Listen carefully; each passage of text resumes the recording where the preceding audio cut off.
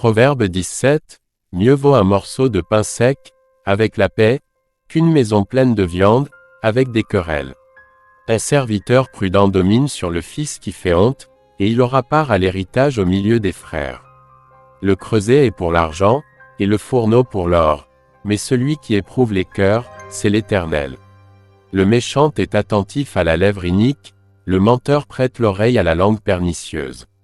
Celui qui se moque du pauvre outrage celui qui l'a fait, celui qui se réjouit d'un malheur ne restera pas impuni. Les enfants des enfants sont la couronne des vieillards, et les pères sont la gloire de leurs enfants. Les paroles distinguées ne conviennent pas à un insensé, combien moins à un noble les paroles mensongères. Les présents sont une pierre précieuse aux yeux de qui en reçoit. De quelque côté qu'ils se tournent, ils ont du succès. Celui qui couvre une faute cherche l'amour, et celui qui la rappelle dans ses discours divise les amis. Une réprimande fait plus d'impression sur l'homme intelligent que 100 coups sur l'insensé. Le méchant ne cherche que révolte, mais un messager cruel sera envoyé contre lui.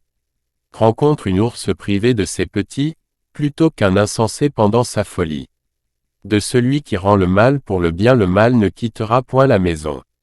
Commencer une querelle, c'est ouvrir une digue, avant que la dispute s'anime, retire-toi. Celui qui absout le coupable et celui qui condamne le juste sont tous deux en abomination à l'Éternel. À quoi sert l'argent dans la main de l'insensé? À acheter la sagesse. Mais il n'a point de sens. L'ami aime en tout temps, et dans le malheur il se montre un frère. L'homme dépourvu de sens prend des engagements, il cautionne son prochain. Celui qui aime les querelles aime le péché, celui qui élève sa porte cherche la ruine. Un cœur faux ne trouve pas le bonheur, et celui dont la langue est perverse tombe dans le malheur. Celui qui donne naissance à un insensé aura du chagrin. Le père d'un fou ne peut pas se réjouir.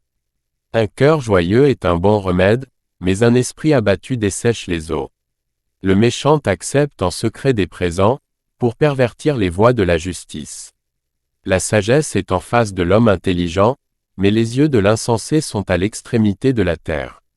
Un fils insensé fait le chagrin de son père, et l'amertume de celle qui l'a enfanté. Il n'est pas bon de condamner le juste à une amende, ni de frapper les nobles à cause de leur droiture. Celui qui retient ses paroles connaît la science, et celui qui a l'esprit calme est un homme intelligent. L'insensé même, quand il se tait, passe pour sage, celui qui ferme ses lèvres est un homme intelligent.